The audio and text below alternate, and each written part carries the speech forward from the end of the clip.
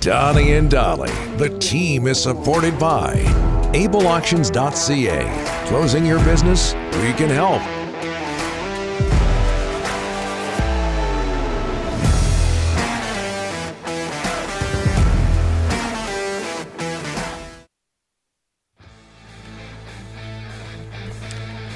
It is Tuesday, and all of our guests today, including Alex Burrows, standing by, brought to you by the Waddling Dog Pub, one of Victoria's favorite local watering holes, located 10 minutes from the ferry terminal.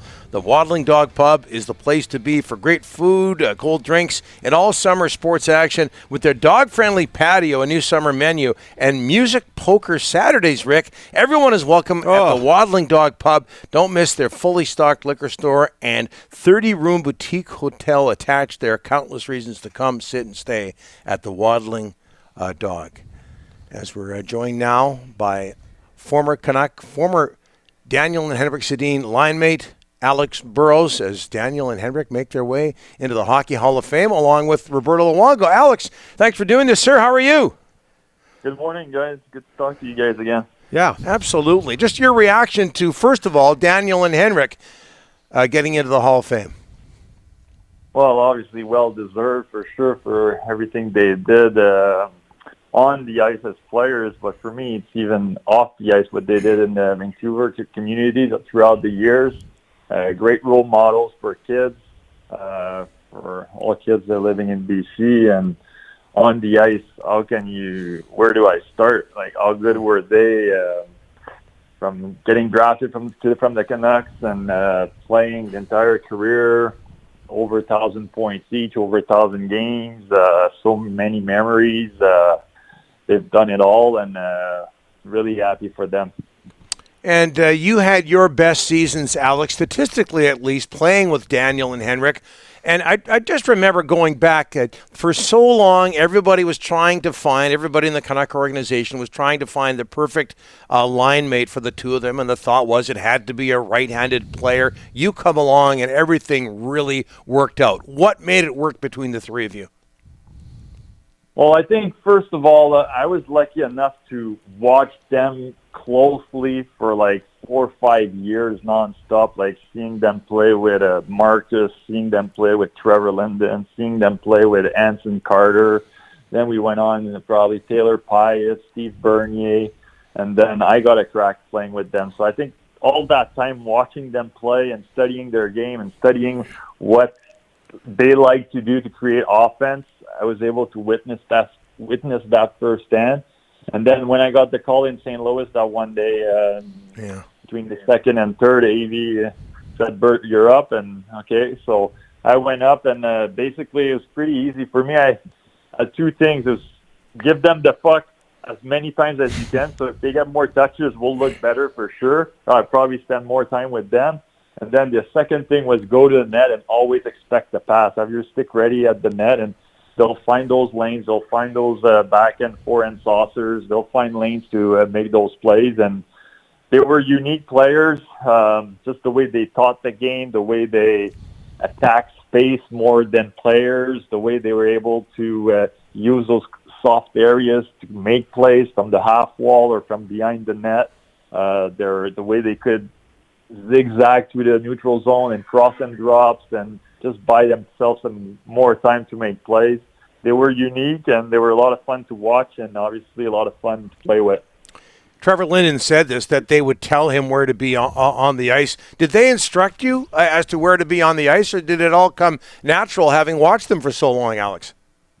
Well, at times for sure. We chatted a lot. Obviously, sometimes they wanted us to be close together. Some other nights against different teams, we would spread out more, or we'd make sure that everybody had to win their battles, and we'd be spreading out, and one guy would be behind the net, and Hank would probably be on the half wall. And so obviously we'd talk a lot, we'd adjust, we'd look at things, we'd look at tape, we'd try to get better, find an edge so we could always get better. And that's what was fun about them. It wasn't all about their points and about them. They wanted the team to have some success. They wanted the team to win. They never blamed me. They always took accountability, and I felt so bad. So many nice guys coming back, and they were in the hot tub sitting there after every game, and I tell them, sorry, boys, I have to be much better. And they say, oh, no, we have to be better. They took accountability a lot, and I think that's why they were so much fun to play with. No ego, not bigger than the team. Team was always first, and that's why they're all the Famers. Alex, go back to that night in 2009 in St. Louis. Alain Vigneault gives you the nod, and he says you're going out with the Sedin Twins. You scored in that game, and then the next 5 years, great run. What was going through your mind when Vigneault said, hey, you're up next with the Twins? Don't F it up, I guess. But, no, I had a blast playing with Kess at the time. So basically, me and Kess were kind of the checking line, third line there, and there was the Twins on the first, and Dimitro and Matt Sundin on the second, and we're kind of three duos. And that one night, decided to split up the duos, and we went on a run afterwards. And coaching staff kept it that way. So for me, it was fun. Obviously, it was a great opportunity to produce more offensively, put up bigger numbers. But at the same time, just playing with two world-class players, great human beings, and being around them for a few years was a lot of fun.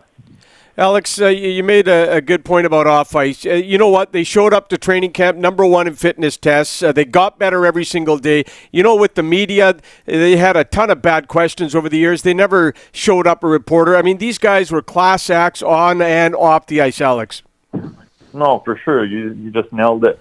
They were so good. I can't find one time where I scratched my head at something they did. Everything was like always like you want your daughter to get a guy and marry a guy like that. So they were unbelievable in the community. The money they gave to the hospitals, and it wasn't even for them. It was only doing the right things all over the place. The way they interacted with fans, trainers, teammates on the road, getting booed or getting called names. They never really, they just took it and they moved on, and they kept being great human beings, and that's really impressive. I don't remember any bad questions from the media ever, Alex. I don't know what Rick's talking about. Hey, Roberto Luongo gets into the Hockey Hall of Fame, fellow Montrealer like yourself. How much of a confidence boost did your team receive when Roberto was acquired in 06, Alex? Well, that was huge. I still remember, I think it was the Saint Jean-Baptiste in Quebec that night at the draft in 06, and traded for Lou. Obviously, Lou's name was a big name. He's already a pretty solid goaltender at the time with Florida. They didn't have the best teams, but he was always standing on his head and saving almost 40, 50 shots a night. When we got him, it was just, oh, here's our guy, and he came in. And what was great about Lou, he's such a great competitor. You know, everything he wanted to do is win. That it could have been fantasy football or ping pong, cards, you name it. He was a great competitor. And for a goaltender, like, he always had that mindset that he could always get better and he'd improve and tweak a few things in his game so he would be able to have the length of the career he did. I think that was really impressive for him. And he's had such a great career in Vancouver and in Florida. And it's a great accomplishment for him to be inducted in the Hall of Fame also. Alex, as for your current job, how difficult was this past season with the Montreal Canadiens after making it to the Cup final last year? And how much confidence do you have in Martin St. Louis? It's been a roller coaster for the last year and a half, that's for sure. Didn't expect that much highs and lows for me, for sure. I thought it would be a bit nice, a little bit more steady ride, but it's been a hell of a run. Obviously, the first few months there with getting to the Stanley Cup Finals was a blast, and then a short summer and a COVID year too. It was a quick turnaround to get into training camp, and then losing a few players and so many things that unfolded ever since. It was a tough year for sure, a lot of highs and lows, more lows for sure this year. Now with new management in place, with Marty, there's a nice philosophy in the organization of how things are going to be done moving forward. we're going to get an exciting player next week at the draft. That's for sure, in the first overall. We're really looking forward to that. And but for me, it's been fun being able to stay around the game and getting to know more and more my players, building relationships with them and helping them to grow their game so they could get better and get the team back in the playoffs hopefully sooner than later. Alex, people love you in Vancouver. Thanks so much for this. We really appreciate it. All the best, my friend. Thanks for having me, guys. Have a good summer, and sure hope to see you guys next week at the draft.